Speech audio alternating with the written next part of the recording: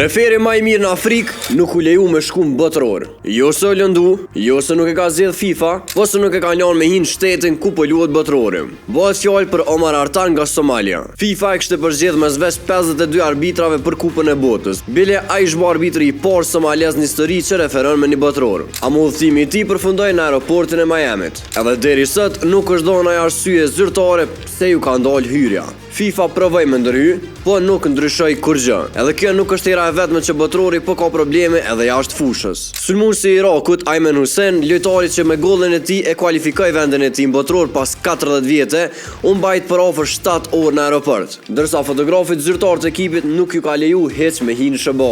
Edhe tash problemi po i prek edhe tifozat, se për disa shtete që po marrin pjesë në botëror, refuzimi i vizave ka lënë 40%. Para minuta shtetet po arrin botëror, ti blejnë biletat, i rezervon krejt, edhe në fund nuk je sigurt a ke me mujt me hinë shtetin organizator. E tregon ti cila po mendon që është arsyeja e këtyre ndalesave. Edhe për më shumë video si kjo, follow Urban FM, subscribe në YouTube.